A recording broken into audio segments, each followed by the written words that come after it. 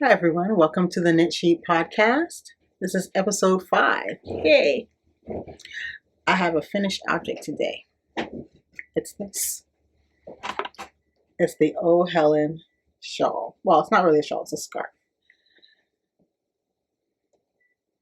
It is 97 inches of squishy, bouncy goodness. So I've done this in 3 Bunnies design. Bunny's got her blue jeans on, which is a super variegated yarn. It's an 80-20 superwash merino and nylon. So it would also be good for socks, but I do love the amount of bounce that I got in this thing.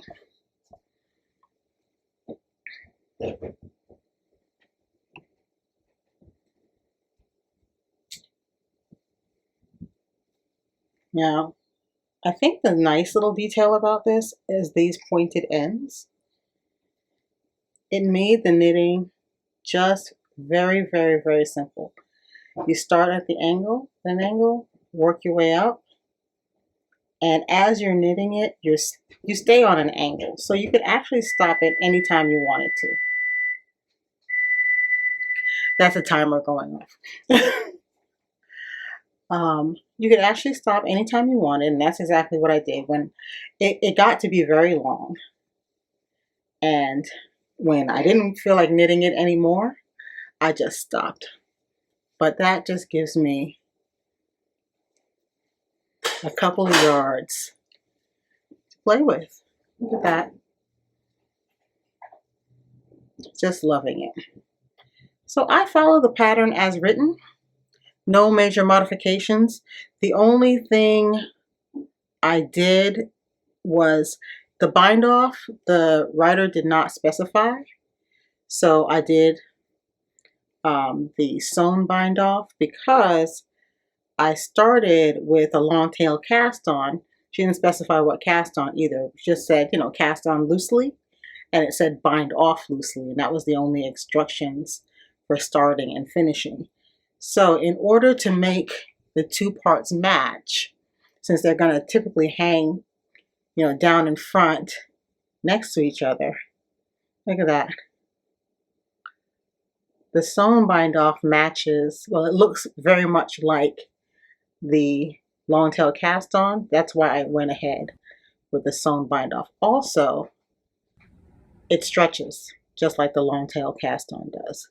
So I didn't have to worry about trying to do it very, very loosely. Because I'm sewing it, I can control exactly how much tension is in that bind off with absolutely no trouble at all. So this is my Oh Helen. I am loving it. I'm going to enjoy wearing it. And this yarn is so soft on your neck. It's a perfect next to the skin soft yarn. So I'm going to include some footage of me doing the sewn bind off so you can see what it looks like. That should be coming up shortly. The sewn bind off is actually pretty easy. You'll just need to leave a nice long length of yarn on your needle. Then you're going to stitch purlwise into the first 2 stitches on your needle and then stitch knitwise into the very first stitch on your needle. Then dump that first stitch off. That's pretty much the pattern. Next stitches, you're going to stitch purlwise into the first 2 stitches on the needle. And then stitch knitwise into the first stitch in the needle and throw that first stitch off. Now, after each stitch, I like to kind of snug up my yarn a little just so it's not all loopy and crazy, but I don't want to make it tight. The nice thing about this bind off is that you can control the exact amount of tension in your bind off just by how much you tug that yarn. Yeah, and just keep repeating those 2 little steps as you work your way across that needle.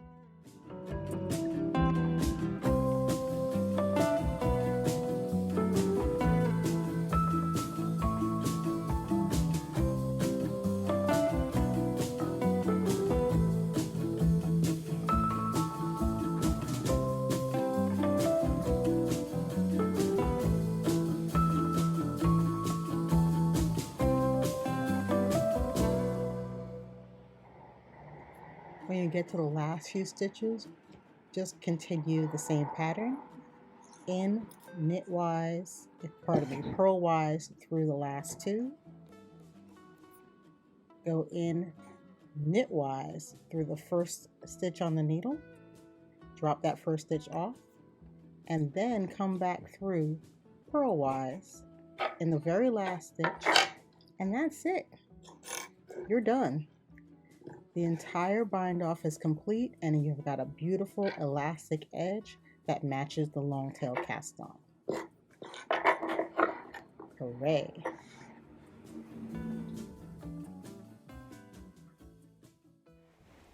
Now once I finished the bind off, I just completed finishing the scarf.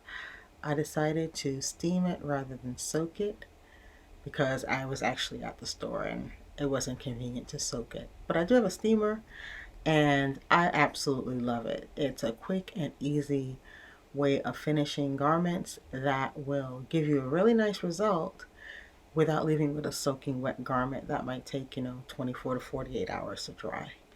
So I do have a little bit of footage of the steaming process so you can see how it goes. It's pretty quick. As you can see, I just laid it out flat and hit it with the steam without pinning or stretching because I decided I didn't really want the bounciness pulled out of the fabric. It has a beautiful squishiness and a beautiful drape. So I'm just steaming it to make the stitches lie flat and even without applying any tension. And I really love the result.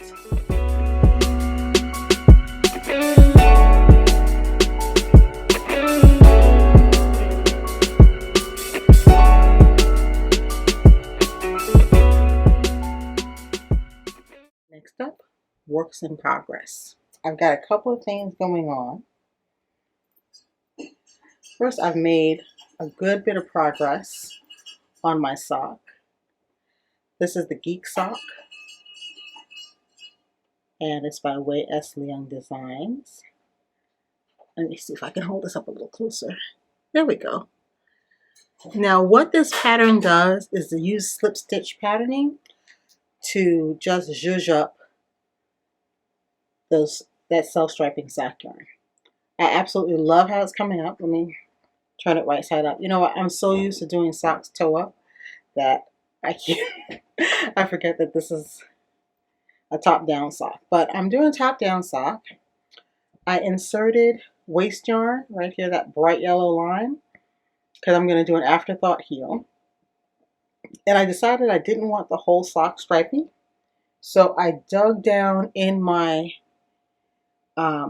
stash and I found this bright blue that I think would make a really nice toe. That'll really pop against that green. So I'm going to do the toe in this blue. And I'm not really sure what yarn this is. I would guess that it might be a Knit Picks straw. Whatever Knit Picks stock yarn is, it might be one of those. Not really sure. So don't lose your ball bands. Don't let this happen to you. And it's going to burst out of the middle of that blue stripe in a slightly different blue. And I think that will just add a little bit of pizzazz to the sock. So I'm almost to the place where I'll be putting my toe in. So what I like to do when I do Afterthought heel socks is I complete both socks. So once I finish the toe on this sock, I will cast on the second sock, knit that entire second sock, and then come back and just do the heels on both socks because the heels just don't take that much. And when I finish the heel on each sock, bingo, both socks are done. It just feels like a ta-da moment for me. I don't know why that is. I'm knitting these on my Addi Flexi Flips in 2.25 millimeters. I believe that is a US 1. And it's just going swimmingly. The pattern was easy to memorize, and I think for such a simple little technique, it just gives you a lot of bang for the buck. So that is my first work in progress. At long last, I've gotten to the spot where my heel's gonna go. I'm doing an Afterthought heel, so I'm just gonna knit in a row of contrasting colored smooth yarn. Usually around the same size, but today all I could find was something a little bit heavier, so I'm just gonna cheat a little bit.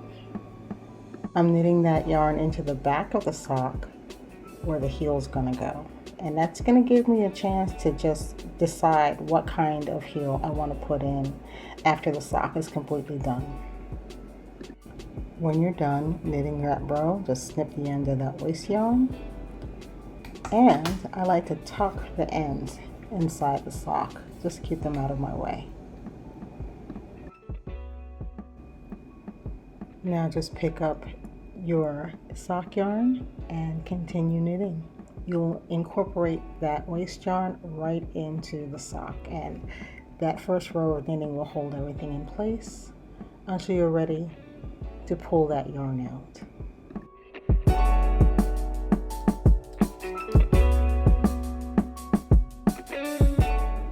That's it. You've made a spot for your heel, and now it's time to just keep knitting around the sock.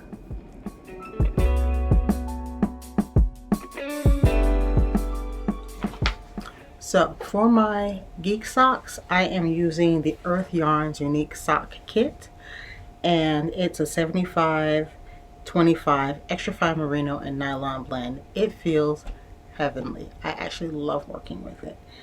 I chose colorway number 52. There are like 29 colorways, and they all have these wonderful gradiated striping patterns where the background color is a gradient, and the foreground color changes too. So they're a lot of fun. They are available on our website at www.aknitsheep.com. Also, I am still working on my lace. Let me see. I think I have it right here. Yes. So what I've got finished on the lace is this. I've got 2 more pieces for the second sleeve done. And I have, I got a bit of a tangle here. I've started the lace for the hem. I've got a good bit. Matter of fact, I've got to measure this today to see where I am. I might actually be finished with this piece and be ready to start for the next piece. So I've got some good progress on all my works in progress. There we go. Okay, so I just have that off to the side. So I've got the lace going on. So I took the pattern for my lace, the stitch pattern for my lace, out of this book, the Japanese Knitting Stitch Bible. There we go. I do have these available now on the website, so check it out. So, what's coming down the pike next? I'm getting ready to launch my next project. So, I've got one sock, almost done. I'm about to cast on the second sock. And I've got much of my lace knitted and ready to sew on. So, why not cast on something else? I am going to be working on a pattern from my Japanese knitting pattern book. Now, I love this book. One of the things I love about Japanese style knitting books and magazines is that although the book says it's Japanese knitting patterns for sweaters, scarves, and more, there's always crochet patterns included. And I've been telling you guys I really want to work on my crochet. So my next project is going to be a crocheted garment out of this book. And I also wanted to work on learning how to work with Japanese patterns. So I chose this garment. Let's see, it's called the Q cardigan. All of the patterns in this book are, the name is just a letter of the alphabet. So this one happens to be called Q. It is a cardigan made up of 3 rectangular pieces. So I figured that that's about right where my shaping and garment making skills are in crochet. So I thought it would be a nice first garment to relaunch my crochet career.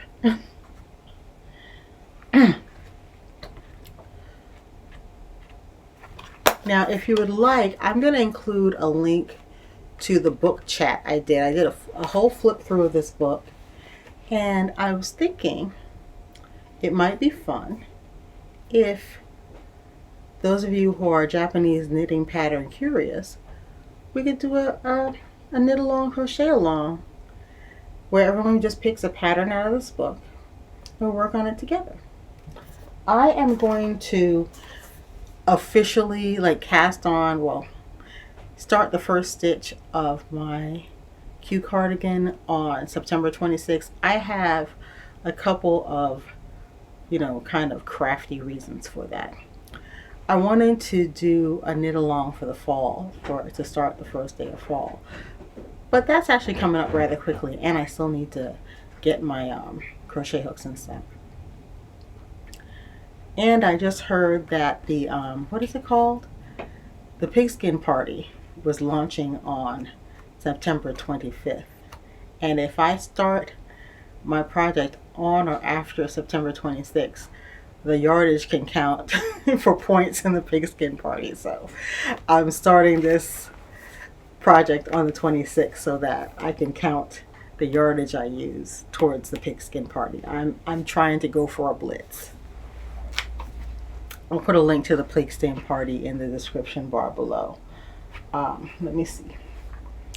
So, the cardigan calls for sport weight yarn, and I believe I'm going to use either an E or an F hook for it. So I'll have to do some swatching to determine what hook I'm going to use. Let me get my yarn out and show you guys what I'll be using.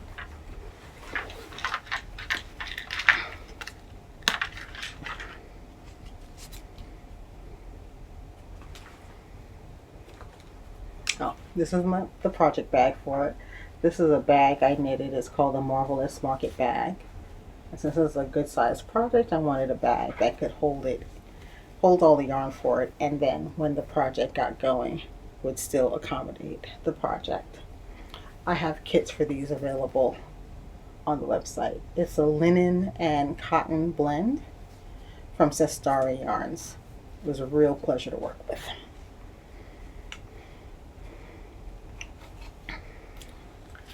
I'm going to be doing my cardigan in Art Yarns Merino Cloud. It is an 80% extra fine merino, 20% cashmere blend. It comes in a 100 gram put up. That is about 437 yards to the gram. A beautiful yarn. And it's a sport weight. Now, I also happen to have these. Uh-oh, got the glue on it. Let's see. Oh, great, got that off. I had gotten coordinated skeins of Art Yarns Beaded Silk and Sequined Light. Look at that. So on the edge rows and on the collar, I'll be holding this together with the Merino Cloud. That should be gorgeous when it's done. I do have copies of this book available on the website. So what's new in the shop? Let me tell you. We are having the New Jersey Wool Walk. It is going to be a virtual event, and I think it's going to be a whole lot of fun. I'm going to have a link in the description bar to the entire schedule, but each store is going to be doing demos and hosting a knit night, and I'm doing a yoga for the hands class. Now, all these events will be occurring virtually, and regardless of where you are, you can still participate in the Wool Walk. We are not doing the passports this year. This year, instead, I will be using the code NJWW2020, and that's going to get you a 20% discount on selected yarns. So check out the website. The Wool Walk will run from October 3rd to October 11th. So start making your list and join us for a wonderful wool walk. There's going to be all kinds of things to see and do. I can't wait. Looking forward to it. The next thing I want to talk about is my giveaway. Woohoo! It is gifting season coming up. Christmas, Hanukkah, Kwanzaa, whatever it is. Most of us like to give gifts around this time of year. And I'll be giving away 2 copies of 50 Knitted Gifts for year-round giving. Now, I announced this in the last podcast, and I said I would be announcing the winners this podcast. I think you guys are really going to enjoy this book. Thank you for commenting. So, 1 copy is going to Wendy Wax, and the other copy is going to APL Yarn Crafts. I will also be emailing you and letting you know how I can get the books to you.